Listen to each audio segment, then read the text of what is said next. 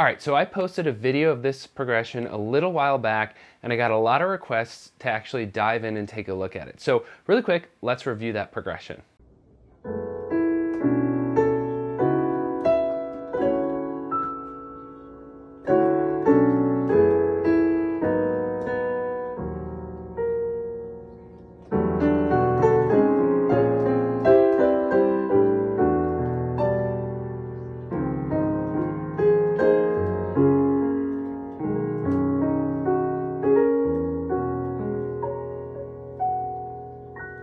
Hey everybody, and welcome to my channel. My name is Kellman, and I'm here to teach you everything that I know about modern jazz piano.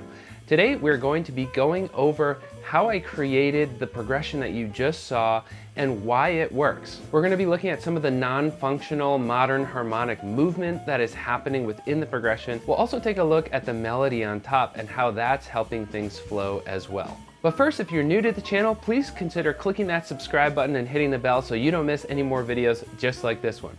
Also, super quick and very exciting announcement, the keyboard that I am currently playing for this entire video is called the Piano de Voyage, and this is a completely modular piano that breaks into 4 pieces that fit in your backpack. I love this thing so much that I have actually teamed up with Reharm Music to be giving away one of these Piano de Voyages completely free to one lucky subscriber. All you have to do to enter the giveaway is make sure you're subscribed to the channel and leave some kind of a thoughtful comment below about the video material. That could be a question or some other thoughtful comment about what I'm actually speaking about in the video. The contest will be running from the moment this video is public right up until the channel hits 100K subscribers. As soon as that happens, a winner will be chosen completely randomly. So be sure you're paying attention to your YouTube notifications because I will be responding directly to your comment to let you know if you have won. Also want to expressly state that YouTube is not in any way liable or affiliated with this contest, but I highly recommend that you check out the full guidelines in the description below to make sure that you are doing everything you need to enter the contest correctly. Also, if you just want to learn a bit more about this keyboard, I actually did a full review video that you can check out right here. All right, let's get right back into the video.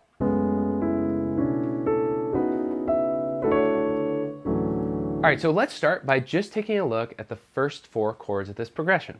So here we've got F sharp minor 11 to B minor 11 to C sharp minor 11 to D major 9. Okay, there's already a lot to look at just in this first section here. So the first thing I want to talk about is just something you've heard me talk about on my channel before, and that is how much mileage we can get out of one single voicing just by being capable of moving it around intervallically. So we start with this voicing right here. We've got 1, 5, 9, flat 3, 11. So it's a minor 11 voicing, right? We've actually got the 11 on top as the melody note. Now when we move to the next voicing, it's actually the exact same structure, meaning it's 1, 5, 9, flat 3, 11. So when I talk about being able to move a voicing intervallically, that means taking this structure, moving it around to any key, and always having that same structure keep the same sound of the voicing regardless of what key you're in. So here we're just jumping up a 4th, and that's how we get that voicing. Now we actually do the same thing again, and we just go up a 2nd. So our bass line is F sharp, up a 4th to B, up a 2nd to C sharp. So that's really, really simple, all the same voicing, and that gives us some really nice motion. And then, just to kind of throw things off here a little bit, we land on a D major 9. So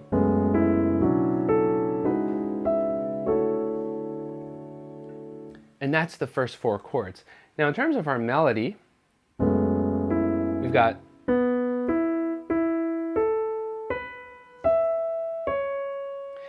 this nice ascending motion to get us to that last chord.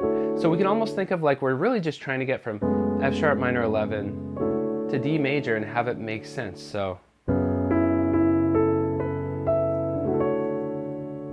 you could almost get rid of the chords in the middle, right?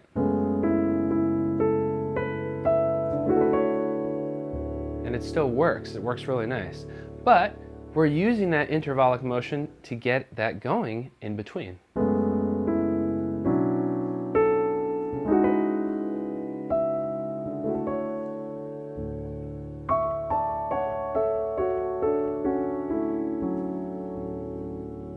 Awesome. All right, let's keep going from here. Now, one thing that I'm actually really personally proud of is that when I originally recorded this little short for YouTube and Instagram, I actually improvised this melody and progression.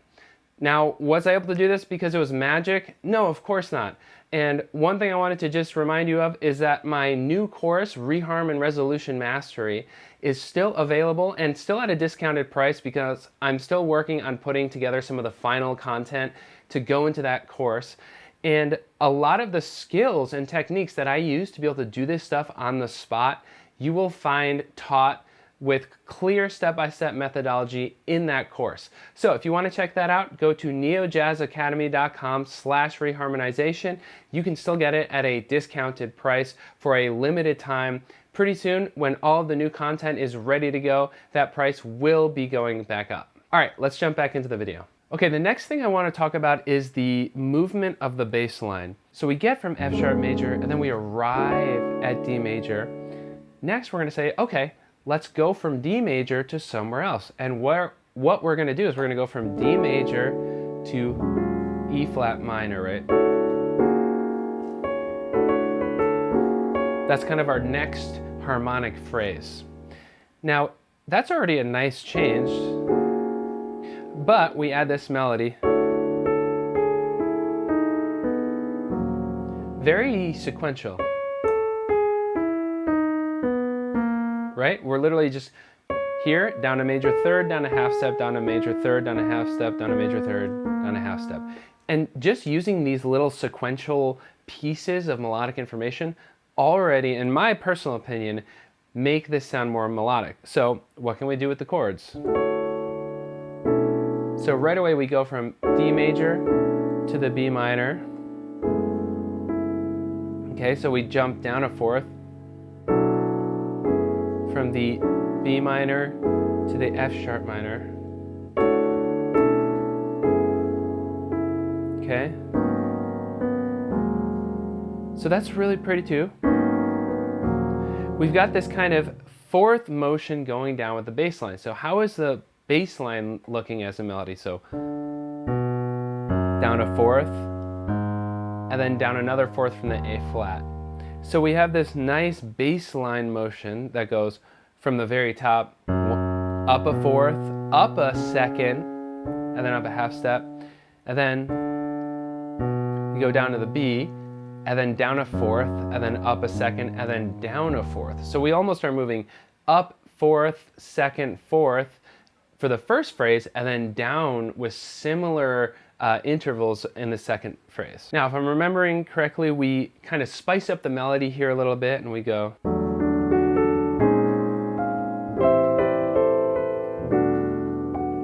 Okay, so that's pretty. So now we're actually kind of arpeggiating around the chords. The melody also moves more quickly. Now we're using eighth notes as opposed to just quarter notes. Also, we're using larger melodic intervals. And then, again, repeating that eighth note movement. So I'm loving this so far.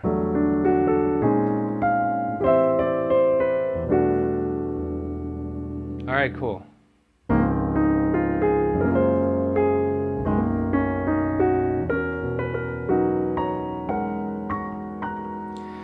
Our final motion is pretty explicable. We've got D flat to G flat to B to E. So in a way, we land on a somewhat functional progression, at least in terms of the bass line.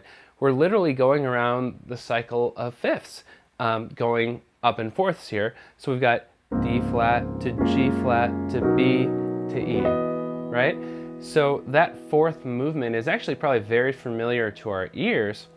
We just might be more used to it in dominant chords, right? And now we're doing all major.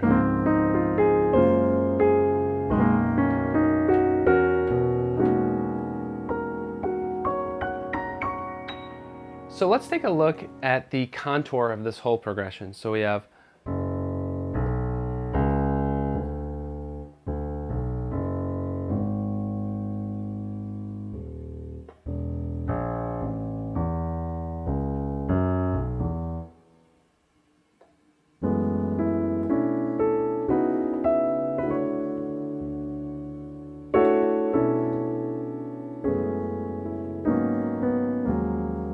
Now, I think a huge part of the glue here of this progression, though, is actually going to be the voice leading between chords. And some of you actually already answered that when I asked on my short, what makes this progression work? Well, we've talked about the melody, we've talked about the bass line, but how do our voices move from chord to chord, and how do we voice around the melody? So let's take a look here.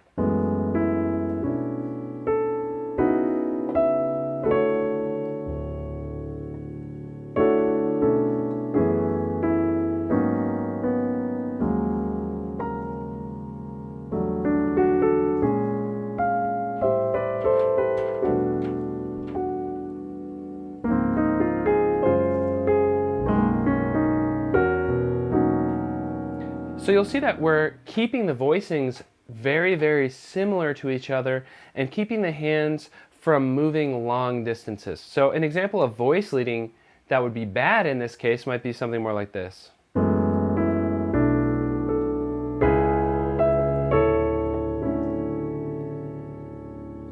Let's see.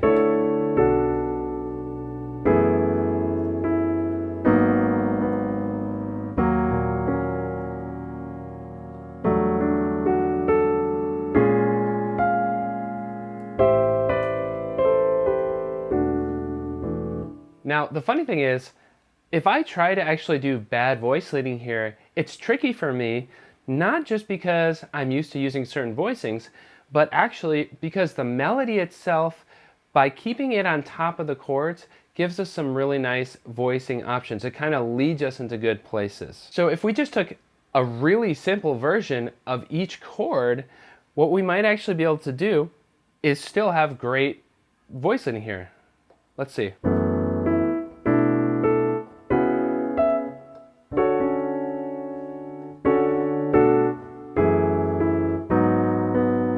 So I'm basically leaving out 11s and clusters here.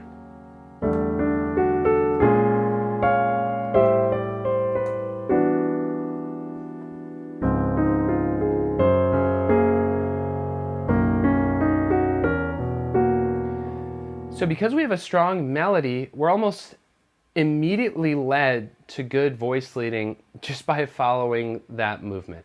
So that really demonstrates to me the importance of a pretty and strong melody that really takes you from point A to point B smoothly. All right, everybody, thank you so much for watching. I really appreciate you being here on the channel, and I hope you learned some great stuff. Again, if you want a chance of winning a completely free Piano de Voyage, leave a comment on this video and leave some comments on the next videos up until I hit 100,000 followers, which I'm very excited about, and I'm excited to see who gets a completely free Piano de Voyage, which, if I can remind you, breaks into 4 pieces and fits in a backpack. So I'm a huge fan of this thing, and I'm excited for one of you to get one. I'll see you in the next video.